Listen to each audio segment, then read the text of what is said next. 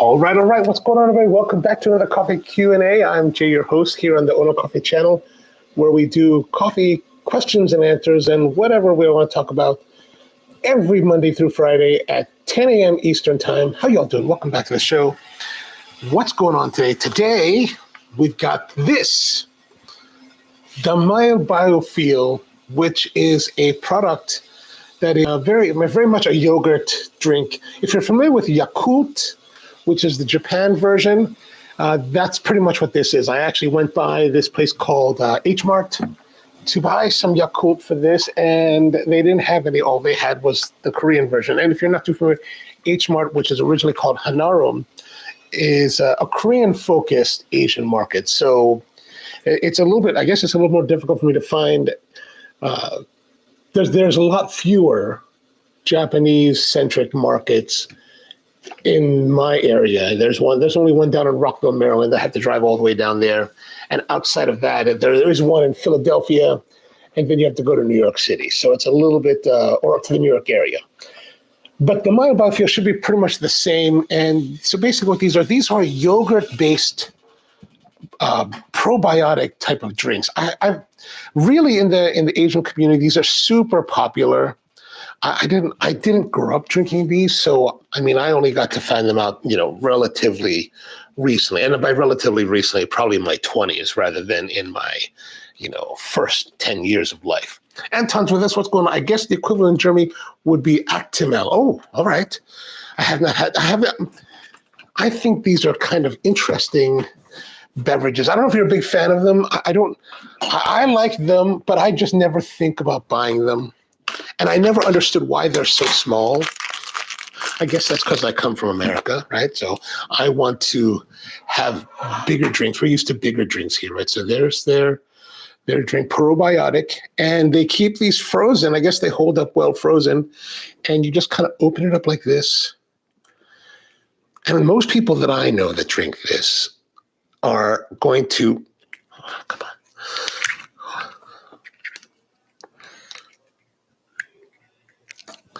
Are going to, chug-a-lug them. Let's taste it. So it's got this really interesting sweetness. I don't know what else. Allergen information contains milk. I imagine that they're adding sugar.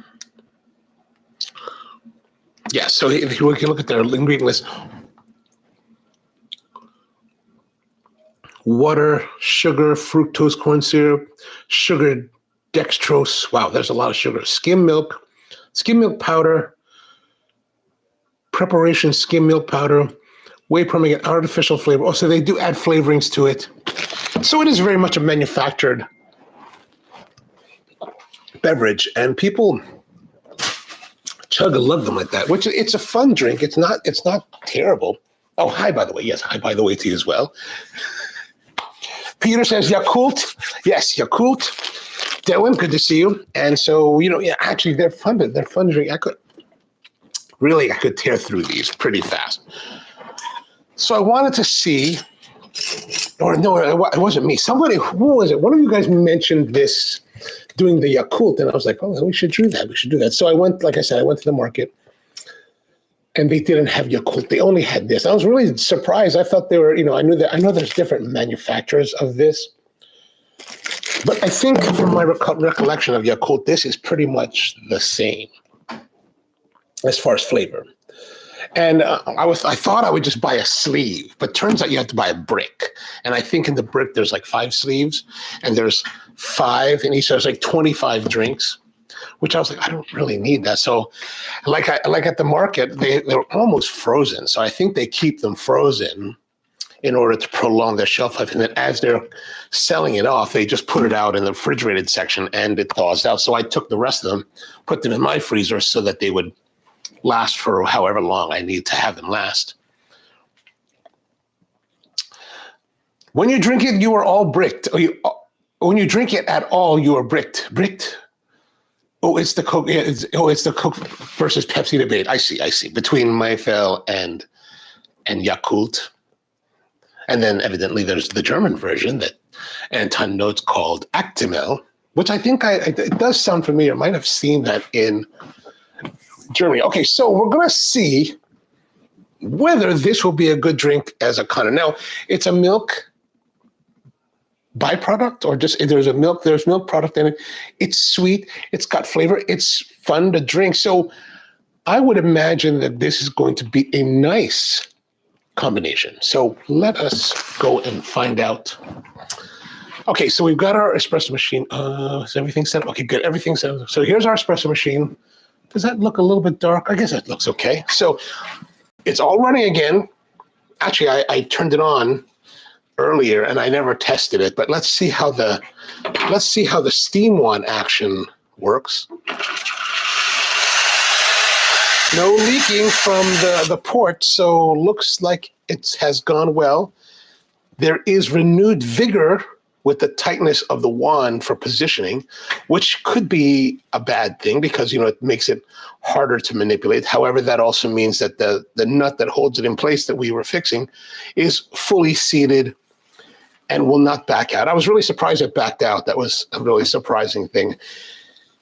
So I set it back up and everything's good. I even put the knockbox out. I even put the knockbox here. Don't hold your portafilters by the body if you've left them sitting, getting hot. And you should always, I always think you should leave them in here. And actually, I'm going to turn this steam wand around because we don't really need that today. And, I didn't really clean that out very well. So what we want to do is we want to clean out our grind hopper. Just brush it out to make sure that we get rid of all of the earlier, older coffee. And then I'm going to grind out what's left inside the grind. Now, here's something like I've always mentioned to you guys. I really only use this setup when we're actually making stuff on the show. It's unusual for me to use this outside of the show. So I have not touched this since the last time that we worked on this. And what was it, it's been over a week now, I think, that we actually ground coffee on here. So it's just been sitting. So I'm just going to grind through a little bit to get through what's in the burrs. Oh, would help if I plugged it in.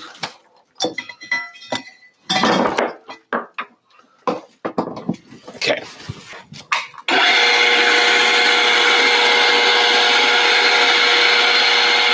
All right, good. So we'll get rid of that. And now we can try doing a shot fresh.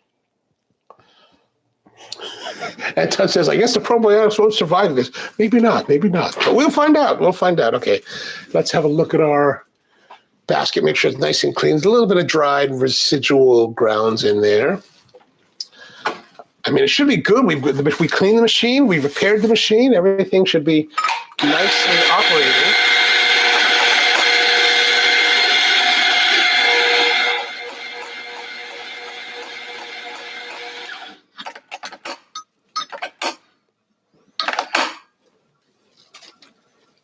We're just going to distribute that around. I think there's enough coffee in there.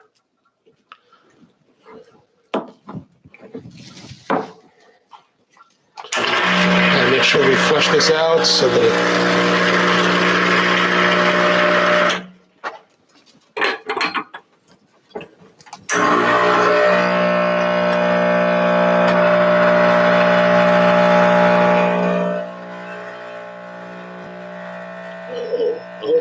good. Ooh, that's looking nice and dark and thick.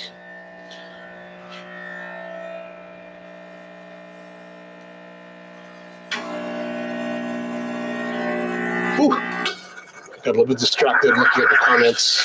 So a little bit on the full side. Let's go over to here. So definitely fuller. You can see there's a bit of this nice dark brownish crema, right? Dark reddish brown crema. But there is some now. I let it run long because I got distracted. And now we do have a little bit of blonding here. Anton says, how will you find out? Is there a lab just out of sight? I'm not sure what you're referring to or what I said that about that.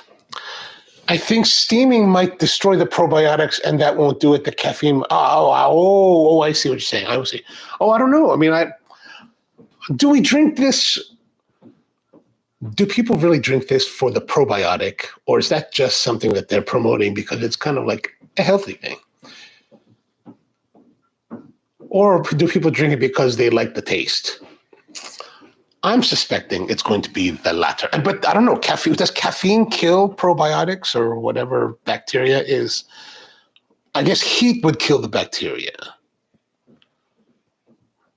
Good point. But we're not going to be steaming it. We're only going to be taking it to, well, I guess if we're giving it 100, let's say you give it 170 degree water, that would be above the temperature for, at least it would be with, outside of the food safety danger zone of 140 degrees.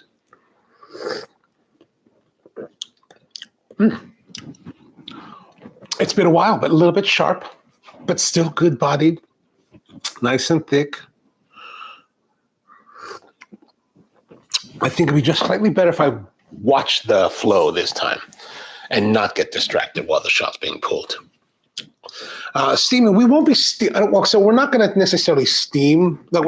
So for the Americano, we're just going to pour it. The idea is just to pour it over it and see what happens. Now, I'm a little bit concerned about, I guess I'm not so concerned, but I just wonder, like, if we were to do these, let's say double shot and this is pretty much a double shot. Yeah, 2.1 fluid ounces. This is pretty much a 1-to-1 ratio. Would that be as good? Or do we need to put multiples of these to create a larger balance? Now, let's see here. One serving size of 63 milliliters or 2.1 ounces is 35 calories. Wow. So if we're talking 63 let's say 2 ounces. So we need to drink 6 of these. So 6 times 35 is 210. Okay, so 210 calories in 6 of these. And why am I thinking about 6 of these? Because 6 of these would be 12 ounces, a little bit more than 12 ounces, which would be the same size as a can of Coke. So there's more sugars, or this is more calories than Coca-Cola itself. Because Coca-Cola for a 12-ounce can is 130 calories. I don't remember I never really thought about the sugar grammage in Coke, but maybe I should start thinking about that as well.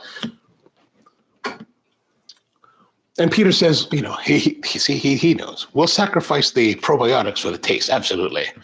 Absolutely. Anton says, when I said the probiotics will die, you said, we'll see.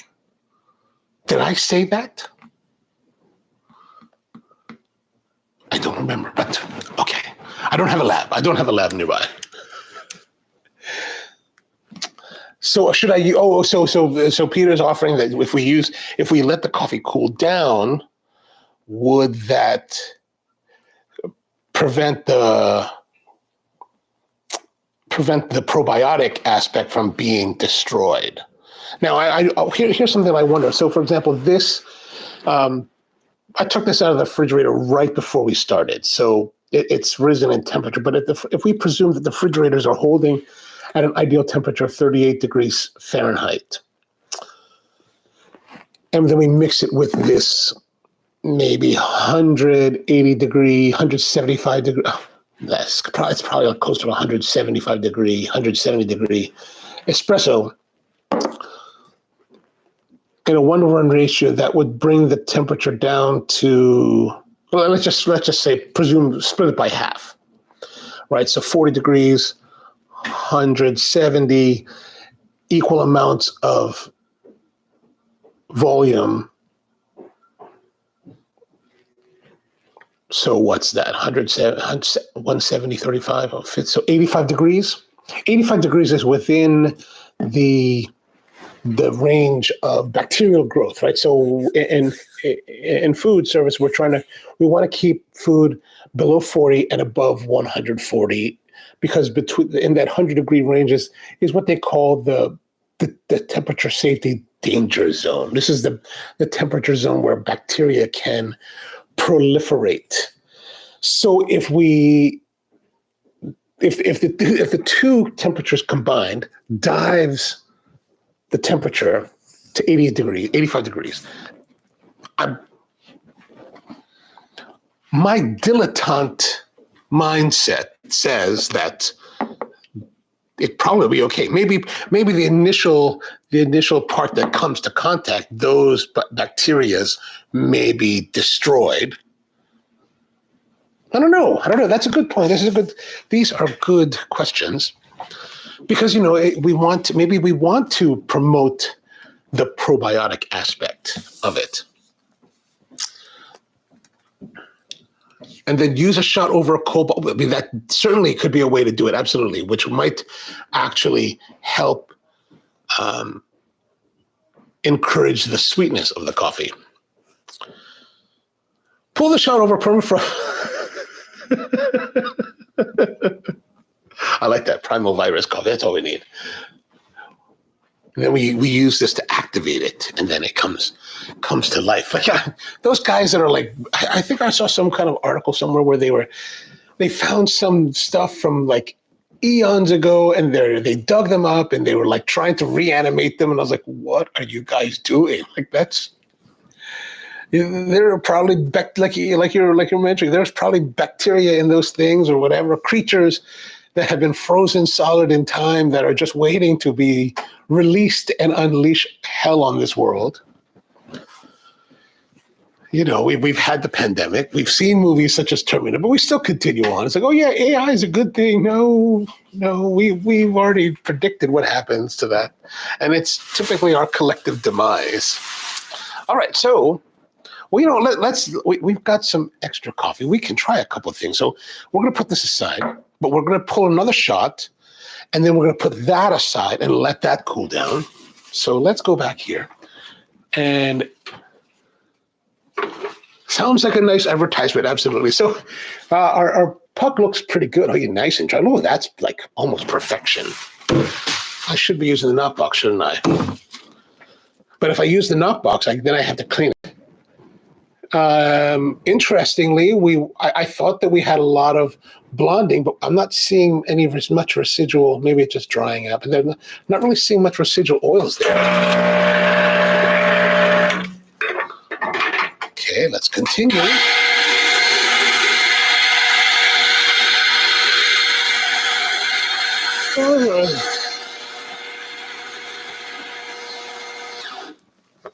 I am really enjoying these. I know I'm late.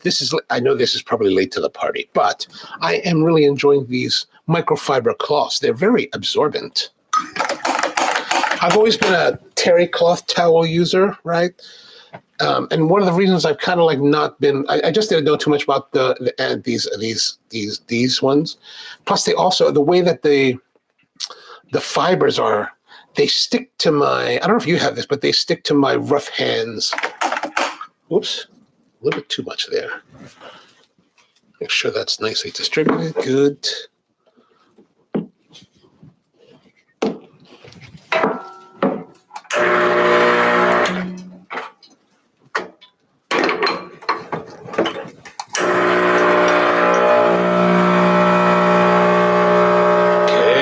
Okay, here we go.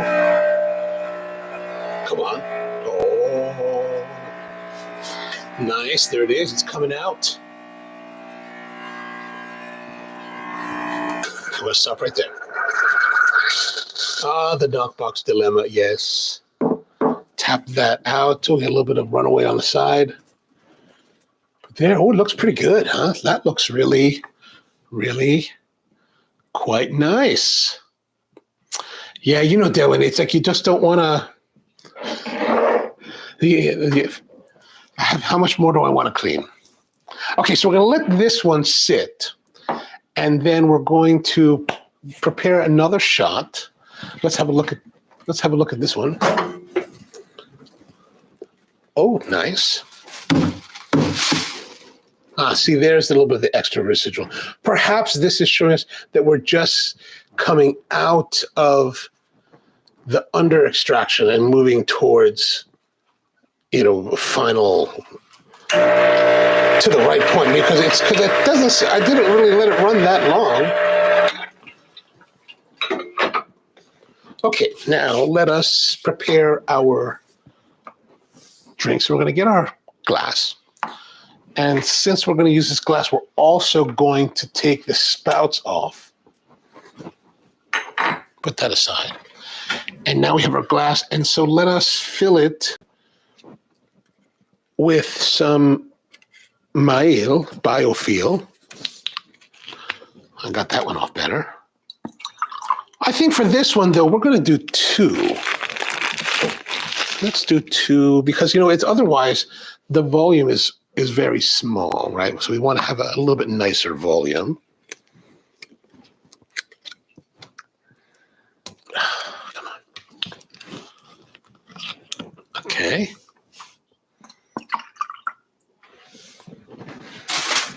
Now, another alternative to this, we could also, we could if we wanted more volume without necessarily adding more of the product, we could add water to help increase volume. So that's another approach we could take. Okay, now this one we're going to pull directly into the spouts. So let's have a look here. Clean this out again. Always, make sure that your portafilter basket is nice and clean. We're going to flush this as well. Make sure that we want to make sure the water runs through as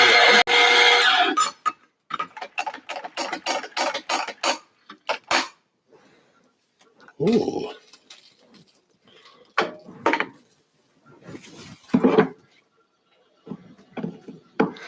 See, this is my hallmark as a barista. Like, look how messy it is. I tend to be a relatively messy barista.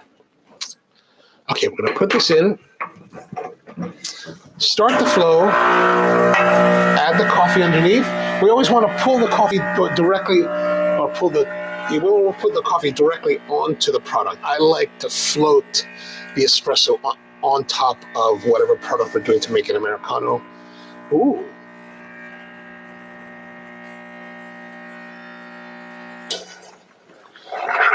Interesting. So you can see there, interesting. Let's go back over here. So we've got a couple bubbles there. So let's. Now, one nice thing that's different about this than the sodas that we've been doing, without that carbonation, we're not getting that crazy foaming action that is not so pretty. I think I'm going to take a photo of that.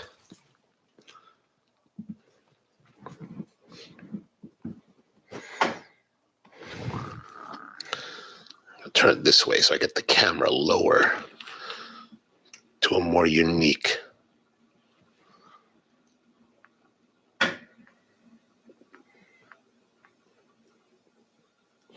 Okay.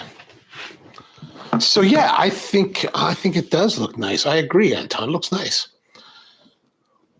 Well, see, here's the thing. I hear what you're saying. But I always, you know me, I kind of like this layering effect, right? Because I think visually this looks more appealing. If we added the ice cubes,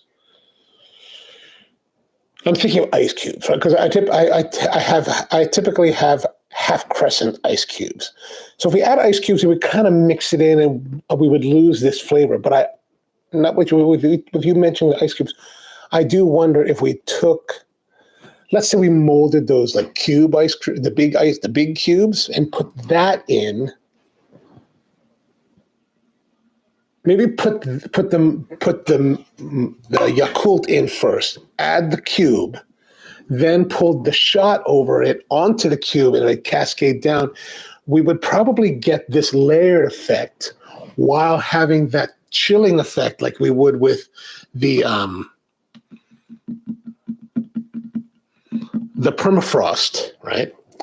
And then we would also get the layering. Oh, that could be something. We might have to try that. But I do like the idea of having this layered look, because I always complain about this, but my issue with coffee is that this brown just invades everything, and it just becomes very monotone and monotonous, and just. So I like the idea of like letting it layered like this. And then as we drink it, we're going to probably have hot and cold. So let's see. That thermal layering really does translate with this. And I do find that to be quite interesting as a tasting experience. And how does it taste? Actually, it tastes great. Nice, chocolatey, good-bodied espresso with this sweet milkiness. I mean, that's a winner, actually.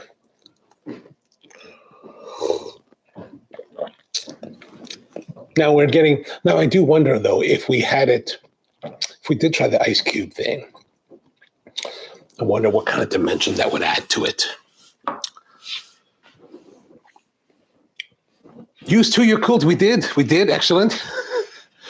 Peter's asking, what's the weight of those Yakult we need ratio? So these are 63 milliliters, 2.1 fluid ounces. And so we're almost, at least with the cooler, like with a double shot, it's pretty much a double shot of espresso. Of course, this one is 2 to 1, 2 of these to 1 of these. Anton says, I always try to find ways so the mesh is not creating no doubt. I know, but I could buy other equipment, but I like this old stuff. Plus, it reminds me that I need to not be so messy.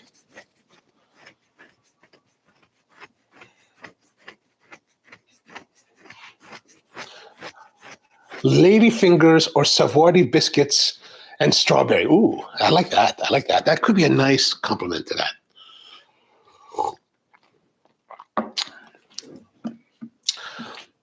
Drink it layered, then drink it stirred. Okay, we drank it layered, so let's try it stirred.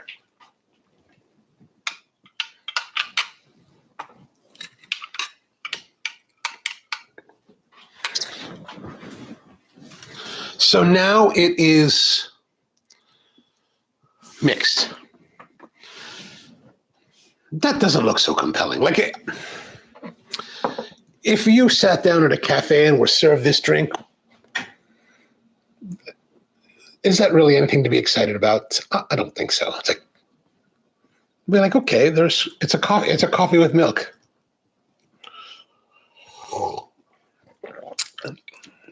Flavor is still nice, right? And the flavor, of course, now is blended more evenly. Like the other way, you're drinking it and you're getting uneven quantities of the espresso and the Maeil, the BioFeeling.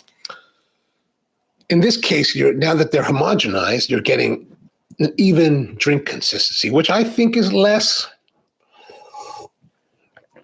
still sweet, still fun, still very tasty, but I feel that it's less compelling, right? Like you would think, I think as a consumer or as a guest sitting down at a cafe drinking this, you would think less about this than you would if it was layered and more expressive. Like this has good expression. It tastes very enjoyable.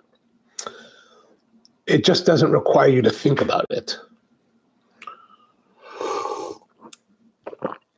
And it's also one temperature, which is a cool temperature. Again, that's a perfectly fine way to experience it. It's just not terribly compelling. Anton says, it reminds me of that one guy making the experiment of separating the coffee in 2 layers of hot and cold. Oh yeah, that guy, the guy from Modernist Kitchen. I saw that video. I was like really interested. It kind of, because he's using 2 he's using what's he adding? I forgot what he's adding already. I have made some notes on it, but basically he's increasing the viscosity of the beverage, the liquids, so that when you can put them in a cup and you put a divider. So when you pour them and you pull the divider out, it maintains separation. And I was like, oh, that's pretty awesome. And he originally did that for, I think he did it for Heston. He did it for Heston at the Fat Duck. I think that's what it was. And for tea, English tea. But I think he got, if I remember correctly, he got the technique from Ferran at El Bulli. But I thought that was a fascinating way to do it. But this kind of thing is a way to get a very similar hot and cold experience without the long process. Like that's a very long process to prepare. It's a worthwhile process. I think it'd be fun and interesting, but it is a long process. And because we're also talking about two different liquids that have not just two different temperatures, but I think also two different densities, which makes it easier for separation. Where in their case, they're taking essentially the same liquid. I think one example was coffee, where they took the coffee and the tea, and they're the same, and they're basically splitting them, one hot, one cold, so you get the same coffee with two different experiences, which I think is a fascinating thing. Anton says a dosing funnel might help in your case regarding yeah, I have one of those. I just don't like to use it. Plus, it also doesn't necessarily fit in there. I know. We'll work on it. We'll work on it. We need a name for this drink, says Peter. I don't know what name. Let me know. Let me know what you think. Let me know what you think. Anton says, is it worth trying? Maybe I'll get some Actimel tomorrow. You know what? I think that if you like the Actimel, you like that sweetness, you like that candy-like flavor. Like this has I think the Yakult and Maeil have a candy-like flavor to it. If you like that, I think you'll find this very enjoyable. I think it's an enjoyable drink. I do like it in the layered version better than the homogenized version, though, just because I think it's more interesting. Plus the Maeil, the Yakult, now that I've been drinking a little bit more, gives a little bit of a drying experience on the palate. And the finish is not dry, but so you know how you get that with high tannic red wines, you get that dryness on the palate. It kind of is giving me that on my palate on the longer time after, on the finish, right? A little bit, not heavy tannic, but just that kind of dry character on the tongue. Which again, I think adds to the layered experience of the drink.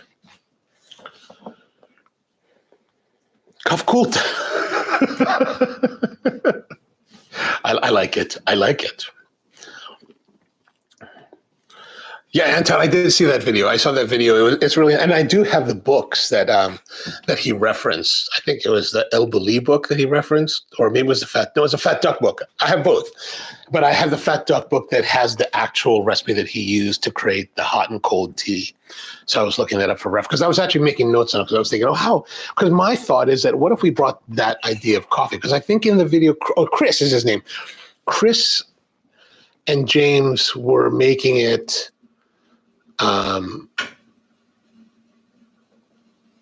Which is an interesting thing because James was a technician when he started in like 2004 and worked for, what's it, Faima he worked for? He worked for Faima or one of those companies, maybe Ilya, I don't know. But he actually worked a lot with Heston at the Fat Duck. So he had a lot of exposure to the Fat Duck very early on, which is kind of, I think, how he knows Chris. When Chris worked there, I think they probably knew each other. But What was I going to say? I don't know. But yeah, anyway, whatever the case. Okay, let's try, now that we're sitting here. So I was, like I said, that's right. It was about the coffee. So I think in the video, if I remember correctly, they used the coffee, the same coffee.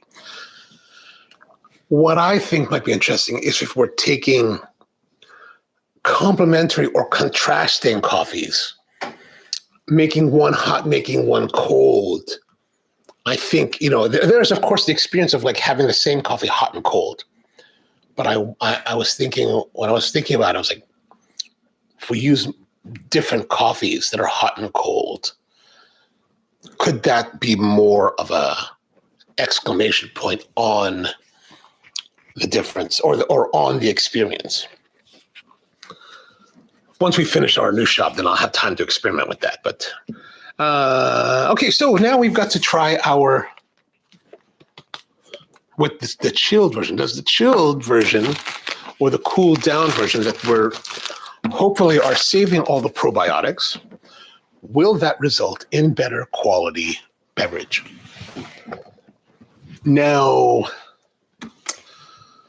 I only have this glass. I don't have any more of these glasses. Remember, how about this other one? Let's use this one.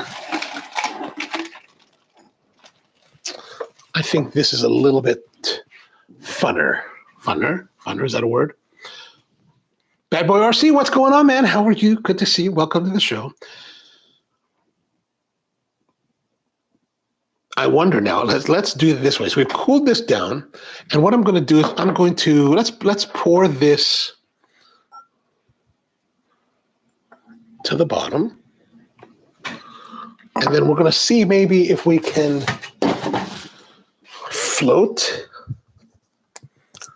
this on top, maybe, or maybe it's too dense and it will float and we'll just go to the bottom, or maybe I'll have poor technique in this and nothing will happen. But I guess it's worth trying. So the idea here is that we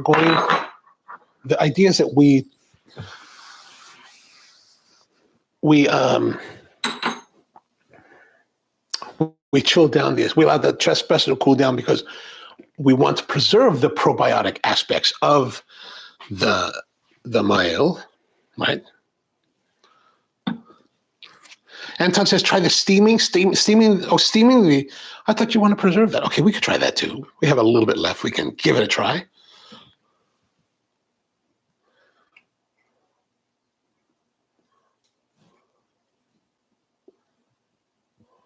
I think it looks like it is, and my thumb is in the way, but I think it's going to the bottom. But I don't think we're getting that heavy separation. Maybe because the temperature difference isn't so dramatic.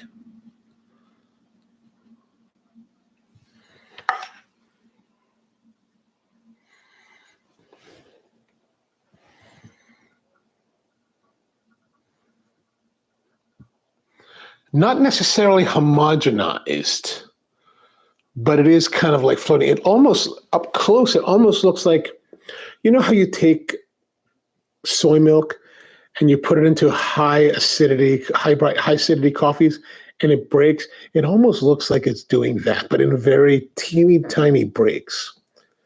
But I think it's just being suspended. I don't think it's actually breaking. You know what I'm going to do? I'm going to take another photo of that, because that's not a bad looking drink. It looks more interesting. And then let's look here at the top. You can see on the top, you can see what I'm talking about a little bit better here, I think, right? Like, you can still see the espresso. The espresso liquid is still relatively transparent. And then it's kind of like there's this, thing that's floating around in there, which I hear you, Peter, on that pull the Yakult for. I decided to do it this way because we did the Yakult first for the hot version. But I think this is, I feel like there's a sense of dynamism to the look. Like, I think that if I was served this if I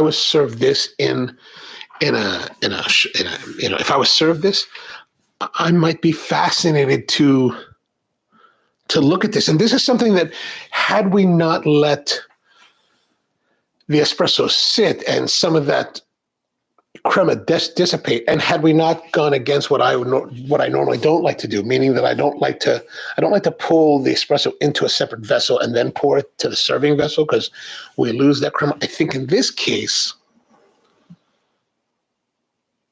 that has given a visual benefit because we don't have the crema here obscuring the visual of this Yakult Maeil kind of like floating inside it's actually like a floating inside the espresso liquid, which I think that's visually interesting. What do you think? What do you guys think about that? Take a photo of that as well. Like, I think that's like, I think that just looks fascinating. All right, let's see how it tastes.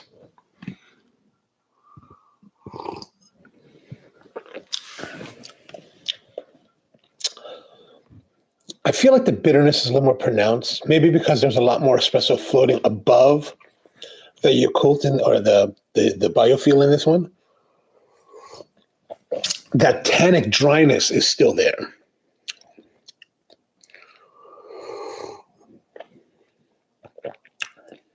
It's good. But cool like this, it doesn't feel as compelling. And actually, I don't think it's as enjoyable as this one.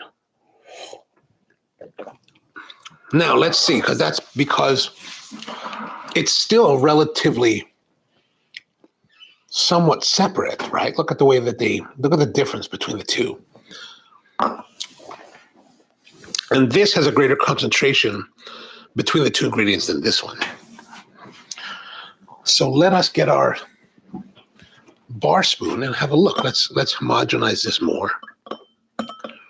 Okay. That changed it slightly. That's more similar. And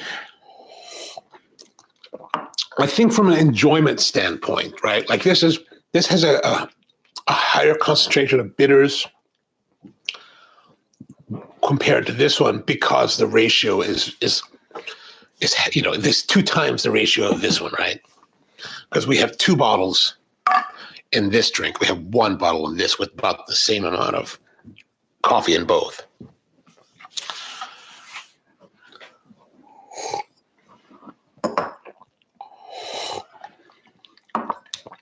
As a fun drink, I think this is more fun because it's sweeter.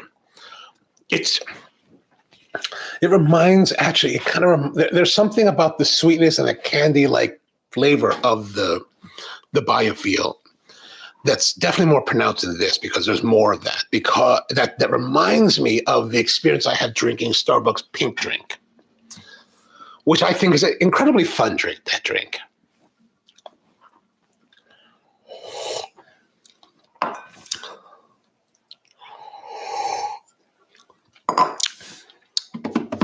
Yeah, I think I like that better. Peter says, dribble it down the side with a spoon. Oh, right, we already read that. Okay, so now let us, Anton said, let's try it steam. So we got 1 more bottle. We're going to steam it. And I thought we weren't going to use a steam one today. So the challenge here is that this is a 12-ounce pitcher. This is a 2-ounce drink. And that technically will be rather difficult to control. But we'll see if we can do something interesting. Okay, so in this case, I think we're going to use a cappuccino style cup. And now it will be much lower, probably about here in the cup. But I think it'll just be a little bit of a nicer approach. Okay, so let's get rid of this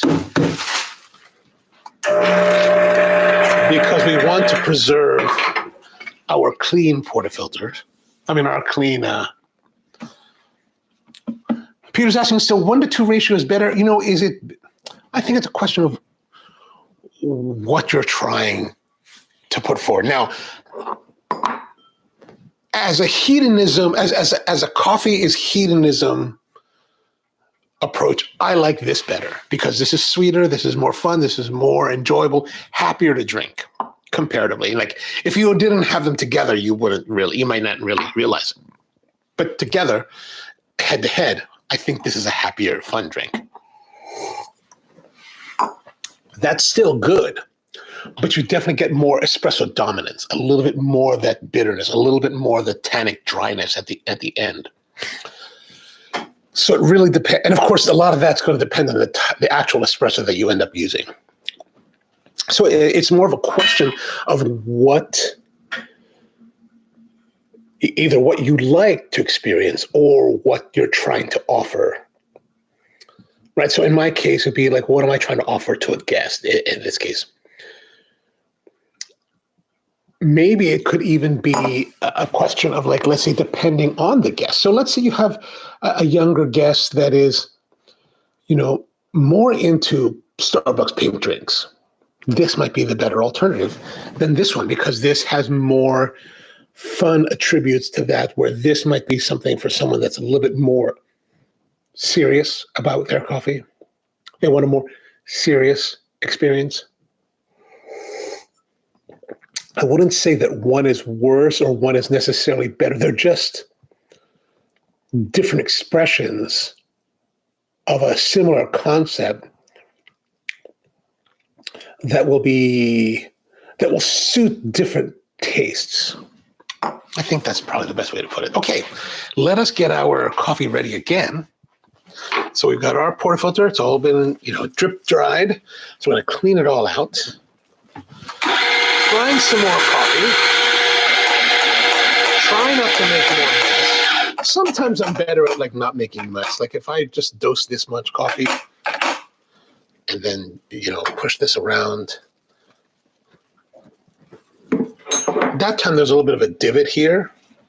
So I paid a little more attention to pushing coffee to make sure that gets covered to try to prevent channeling.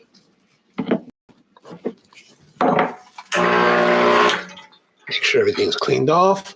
Now I'm going to put the spouts back on just because I like the way that looks and I don't want it to fall into the trash, which would make me very unhappy because I would now have to dig it out. Luckily, I just replaced the liner, so it's not terrible. Okay, there's our cup.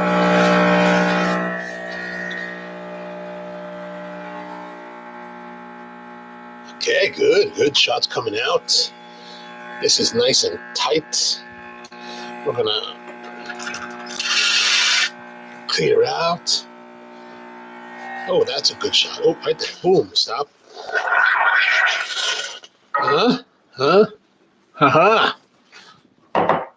Now let us see if we can control this enough. Let me just get this out of the way.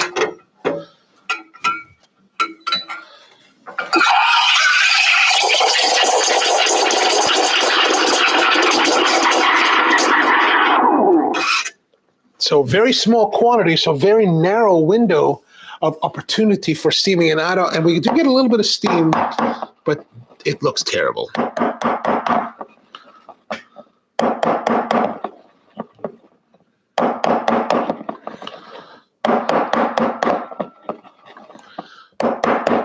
I actually do better with the more powerful steam wand of a La Marzocco Linea than this little E61.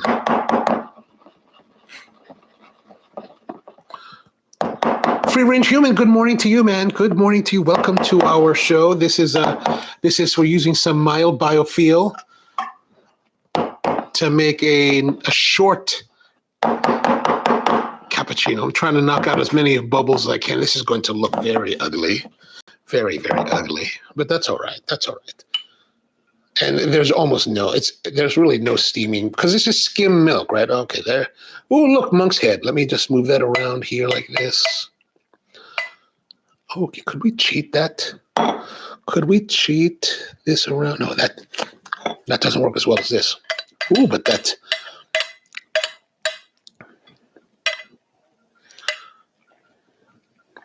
So kind of a monk's head. Not really. That's not really. Interesting thing is as I tried to use my finger to push it and did it, and that was a dismal failure. Don't do that. Don't do that. I taste it. Oh, man, the foam is really sweet and candy-like, like the drink. So nice dark contrast. We like that, but terrible looking milk. Should have used more. Yeah, unfortunately, but that was my last Yakult. We burned through all 5 bottles now. Next time we can do more. The other 4 sleeves are frozen in the freezer, so there's no hope of redemption there. All right, let's taste. Again, this is the same ratio as this one, but steamed. And by steaming, I presume we've destroyed all the probiotic bacteria that are in here.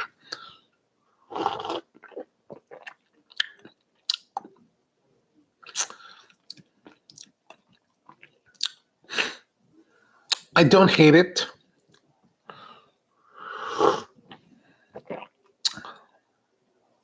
I just don't love it. I just don't think there's...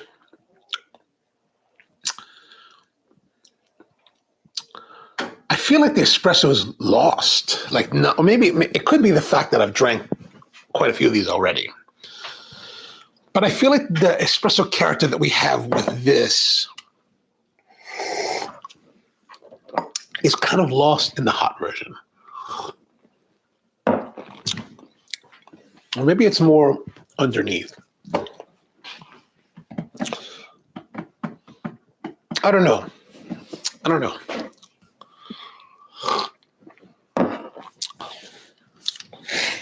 What's to say this is this any different than like a regular coffee drink? I don't know. I guess I'm not terribly loving that one.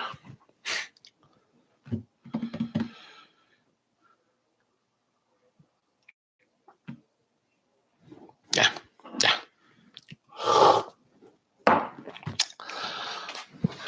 All right, so how about some takeaways? If you like the Yakult or these related products, it's worth trying. It's worth trying to see if you like it.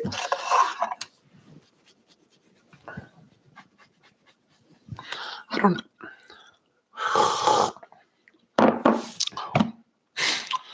I think I like this one the best of them all in terms of pure joy and pleasure in the experience, meaning that we have this layered effect, so it's visually appealing. We have a hot and cold temperature juxtaposition. So, and then there's also varying ratios of the coffee to the Yakult, depending on how much you're tilting your cup.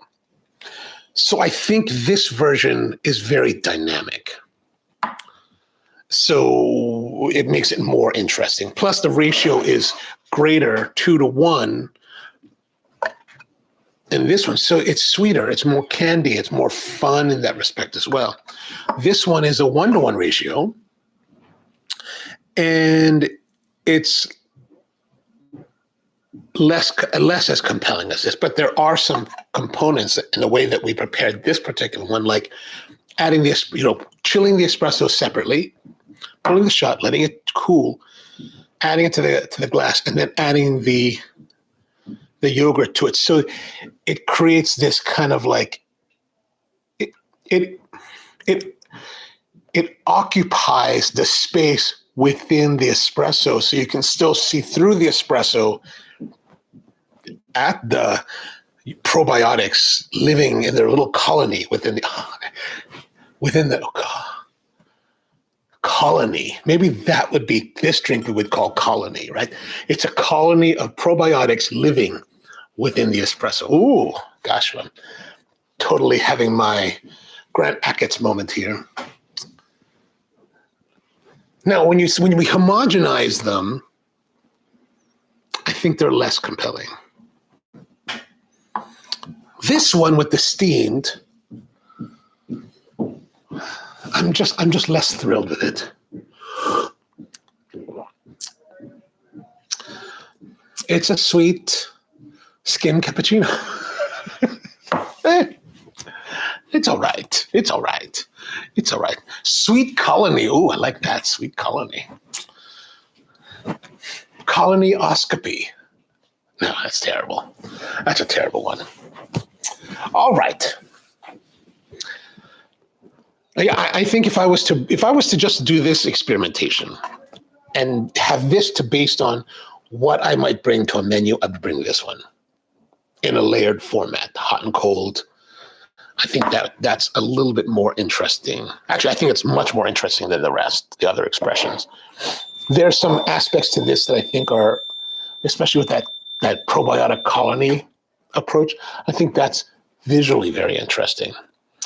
There's also a greater balance. There's also a greater balance. A greater presence of espresso flavor in this one versus this one. Yeah. All right. I think that's going to be it for today then. Any plans for the weekend? I'm heading out I think I'm taking my nephew to go paintballing tomorrow to relive my glory days as a semi-professional paintball tournament player. Yeah, I did that. That was a thing. I think we're gonna go tomorrow. So I gotta get ready for that. I gotta gear up. Time to gear up. Paintball. It's not that bad. Actually, it's interesting. I played for many years and at a very serious, very competitive level. And I've been shot in the cheek. I've been shot in the lip. I've actually had this one time I had to get my license renewed, my driver's license. The day before, I got it renewed on a Monday, and then Sunday we were playing, and I got shot right here, and I had this big bruise here in the photo for like years. Like 4 years, I had this photo on my license. But the most painful hit I ever took was when I was a spectator standing on the sidelines. I'm standing on the sidelines of a game, just watching, and we wear goggles, right, because you're on the field, but we're off the field, and sometimes you just get this moment where you can track the ball. And I see this guy, he's shooting this way, right? And he shoots it. And for some reason, I saw the ball and I see it hooking. And I see it tracking. And I see it, and I'm just standing there like this, right? And I see it, where's that thing going? And it hits me right here. And just kind of glances it. Wow, that was the most, I was like, oh my gosh, it was so painful. I was like, it still stands to me out to me today as the most painful hit I ever took in paintball. And I was like, and it didn't break. It just kept going. I was like, maybe because I was, when you're standing in the sidelines, you're not really expecting to get hit, but when you're in the game, you're going to hit. So you're kind of pumped up. So, I just hope to have a better showing than last time. Like, I don't know if I told you this, but the last time we went to play back in July, we're out there. And, let's imagine the field's rectangular and all these like barriers or these, hideouts are on the way. I'm on the right side of the field, right? We're trying to push the right, but we're collapsing. We're losing. We're losing miserably, right? So the left is finally starting to collapse, right? And I'm kind of like in the middle of the right side, and the left is collapsing. And finally the left is totally collapsing, and the guys are like charging, right? So they're about to flank us, and I'm like, oh man, I can't allow these guys to flank me. Right? So I stand up and I'm hauling it. Hauling it at full bore, as fast as I can go. And I was like, and I'm got the gun up and I'm like shooting at the guy. He's shooting back at me. And there's a moment when you're old and you're going faster than you should that I realized at this one moment as I'm gunning it, I realized that my torso is somehow ahead of my legs and my feet.